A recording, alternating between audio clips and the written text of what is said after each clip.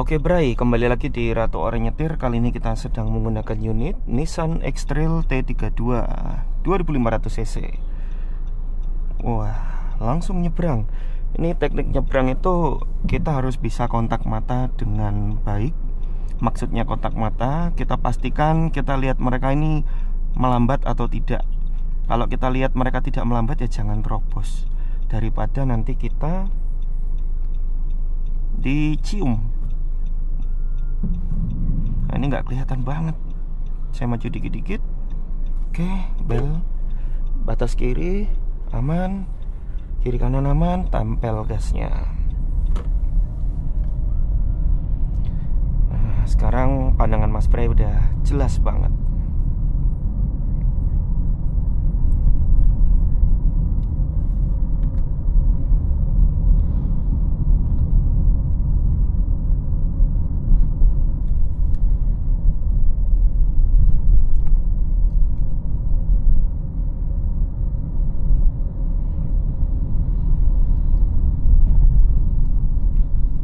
Melambat, dari sini kita mulai ngerem karena kecepatan tadi cukup laju. Jadi saat kita akan mendekati objek di depan, tugas kita adalah tinggal merayap saja, sehingga tidak ada kekhawatiran untuk rem mendadak. Kalau sudah berhenti, kita rem penuh dulu biar tidak dapat gerakan sama sekali. Kemudian netral, rem parkir. Rem parkirnya pakai kaki kiri ini, karena X-Trail modelnya begitu ya. Untuk yang T30 dia masih di tangan. Kalau yang T31 Mas Bray lupa, kalau nggak salah masih di tangan. Yang unik itu yang 2000 cc manual T32 itu pakai rem parkir elektronik. Ini Mas Bray paling depan. Mas Bray nggak mau terlalu tergesa, maka kita persiapkan rem. Masuk D, rem parkir. Ini tidak wajib sen kanan karena pilihannya hanya ke kanan. Artinya hampir mayoritas semuanya ke kanan. Tidak boleh lurus kecuali roda 2. Dan tidak boleh ke kiri untuk semua kendaraan. Oke, kita jalan. Meskipun pakai sen juga tidak dosa ya, boleh dilakukan. Oke, kita menyesuaikan sama sepeda motor. Nah, jadi Mas Bray tadi karena menyesuaikan akhirnya agak melambung, lalu Mas Bray masuk lagi. Kemudian kita akan pindah lajur. Sen kiri dihidupkan, kita cek spion. Saat cek spion gasnya dikendorin dulu biar lebih tenang lihatnya, biar nggak keburu sampai depan. Pastikan kendaraan di samping itu di sekitar belakang mobil kita, baru kita masuk. Kalau dia di samping bodi, ini susah karena resiko nyikut, resiko gunting.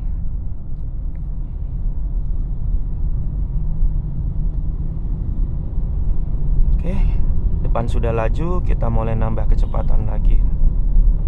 Jadi usaha agar Anda tidak diklakson adalah selalu jaga jarak depan. Loh, jaga jarak itu gimana? Apakah harus jauh? Tidak. Jadi Mas Bray ini akan membuat jarak kurang lebih panjangnya satu mobil di depan Mas Bray. Ini kalian agak lama, Mas Bray potong dulu, pindah. Jadi ini ada expander di depan. Ini Mas Bray kira-kira jaraknya 2 mobil di depan. Maka posisi Mas Bray harus selalu jaga 2 mobil karena kecepatannya cukup tinggi. Kalau depan lari dan Mas Bray biasa aja, tetap pelan, mungkin yang belakang akan ngasih kode bel atau ngedim, nyuruh Mas Bray untuk lebih laju gitu. Jadi selama kita bisa adaptasi dengan lingkungan, potensi kita di klakson itu lebih minim. Nah, di depan ini sudah mulai lambat, kita rasakan pergerakan mobilnya melambat. Jarak kita sama depan sisa 1 sepeda motor saja. Jadi kita sama sepeda motor nggak ada jarak aspal. Nah, ini Mas Bray selalu pertahankan. Jadi begitu depan melaju atau makin berjarak aspal, maka Mas Bray juga harus nambah kecepatan. Ini sehingga yang belakang tidak ingin klakson-klakson.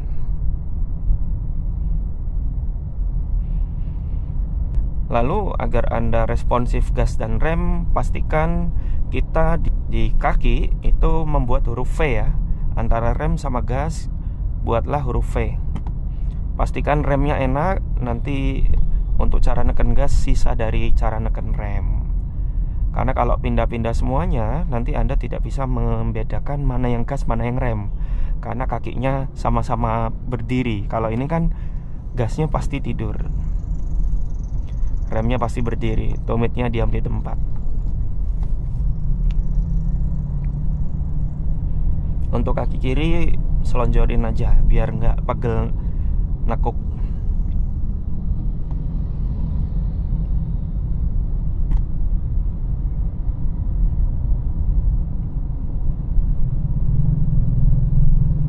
Oke, kemudian Mas Bray menyesuaikan jarak lagi.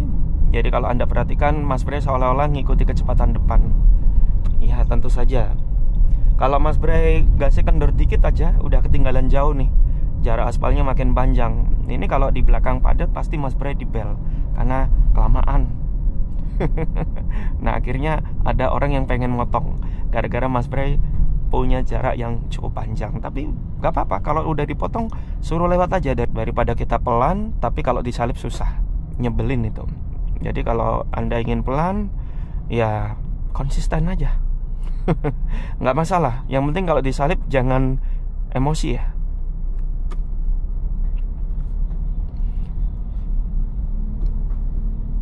Nah ini Mas Bray sama Kijang Innova depan nggak bisa lihat aspal, berarti itu terlalu dekat. Nah ini sekarang sama yang putih ini terlalu dekat, bahkan bempernya pun nggak kelihatan. Tapi untuk kecepatan pelan itu tidak jadi masalah, karena di kecepatan pelan kita bisa menyesuaikan rem dengan segera. Beda dengan kecepatan tinggi yang butuh jarak pengereman lebih panjang, maka kita harus lebih waspada. Maka jaraknya harus lebih panjang. Terus untuk pindah lajur, misalkan Mas Bray pengen pindah lajur kanan atau kiri, Anda harus nambah kecepatan sesuai dengan kecepatan depan. Misalkan Mas Bray pengen pindah kanan ya, sen kanan, terus Mas Bray nggak nambah kecepatan, gasnya tetap, kita cuman geser, ketinggalan jauh. Tuh mobil makin berjarak sama Mas Bray gitu. Maaf.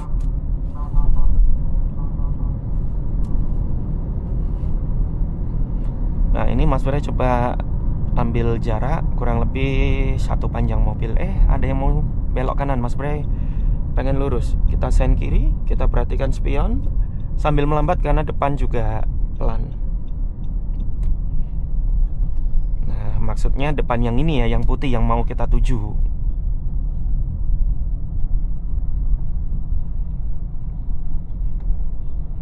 Jadi tiap pindah lajur itu nggak melulu digas, tapi seringnya digas. Gimana tuh? Jadi saat pindah lajur kita itu kan nyari jalur yang lebih cepat. Misalkan lajur tengah sama kanan kan lebih cepat kanan. Kalau Anda pengen pindah biar lebih cepat, maka ya harus nambah gas. Tapi lagi-lagi kalau misalkan sama macetnya, ya ngapain pindah lajur? Oke, Mas Bray kasih hazard. Begitu dikasih hazard, kita melambat, dia langsung dengan tegas untuk melaju. Tapi kalau Mas Bray diem-dieman antara ya dan tidak, kemudian nggak ngasih tanda apapun, maka dia akan ragu-ragu. Ini ya, Mas Bray akan pindah lajur, kemudian nambah gas. Ini kan rasanya cepat nyampe gitu. Tuh. Jadi kayak kita nggak butuh effort untuk mindah posisi setirnya, karena kecepatan yang bergerak. Ini Mas Bray mau pindah lajur tengah lagi, sen kiri. Kalau misalkan ada kecepatan, kita gampang masuknya. Nah, karena Mas Bray ingin menyesuaikan kecepatan depan, maka Mas Bray ngerem, sudah tidak lagi gas. Tapi kalau pindah tanpa gas, itu rasanya pengen banting setir, karena rasanya dibelokin nggak belok-belok. Misalkan gini ya, Mas Bray pengen ke kiri, nggak ngiri-ngiri nih mobilnya. Gitu. Jadi sesuaikan aja dengan kondisi di depan ya, sedang pada ngerem atau sedang pada melaju, biar kita nggak oleng. Terus ini belok kiri, nggak ada pilihan, hanya satu arah ke kiri. Kita belokin dulu. Sudah mengarah ke tujuan, kita cek samping aman, kita berangkat lagi gasnya. Jadi saat Anda sedang tidak fokus dengan kaca depan, saat tidak fokus dengan arah tujuan Anda, ingin melihat sekeliling, saran Mas Bray, lepas saja pedal gasnya, bahkan cenderung ngerem, karena kita khawatir tiba-tiba ada yang lewat di muka kita, atau malah kita oleng.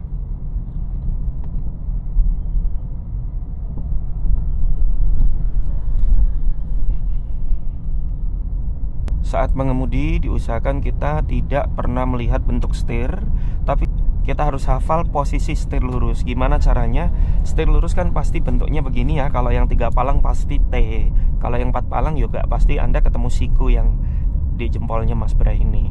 Jadi pastikan Anda selalu di posisi sikap sempurna, jam 9, jam 3. Sehingga tanpa lihat bentuk setirnya, kita ngerasa ini lurus. Kalau pegangnya begini, ini nanti tangannya pengen seimbang, akhirnya setirnya miring kayak gini. Jadi posisikan tangan simetris. Kalau di sini ya di sini semua, jam 10, jam 2 boleh.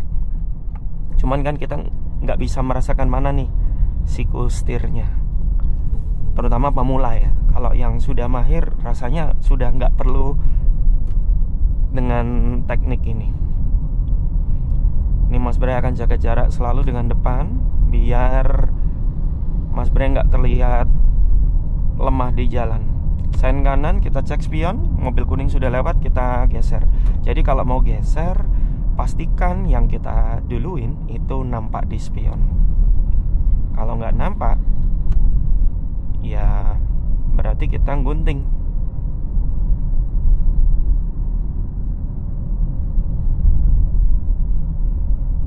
Ini Alphard kok dekat-dekat. Oh ya, karena Mas Bray sama depan jauh, makanya dia mau potong.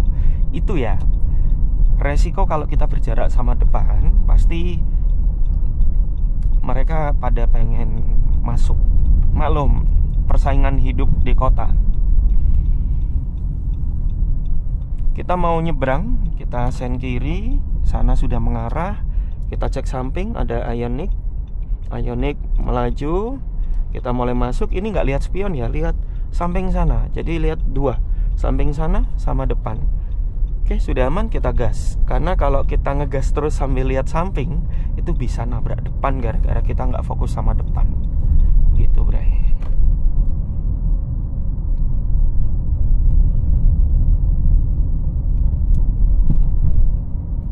Sen kanan, kita cek spion, semuanya di belakang kita pindah. Nah ini Mas Bray tetap ngegas karena jarak jauh di depan. Ada jendulan kita melambat. Melambatnya seberapa sesuai harapan. Kira-kira sudah pelan pergerakan jalan. Kita lanjut lagi.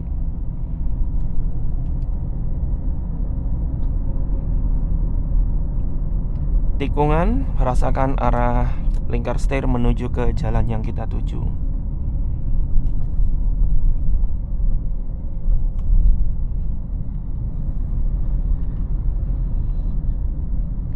Ada objek, pastikan objeknya di luar lingkar setir. Kalau sudah di samping, pastikan di luar spion.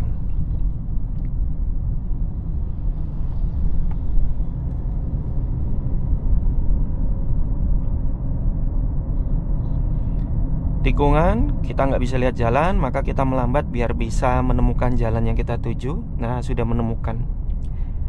Oke, Mas Bray akan sen kanan, cek samping belakang aman. Karena kalau langsung lihat spion, spionnya belum mengcover jalan yang akan kita seberangin. Gitu, Bray.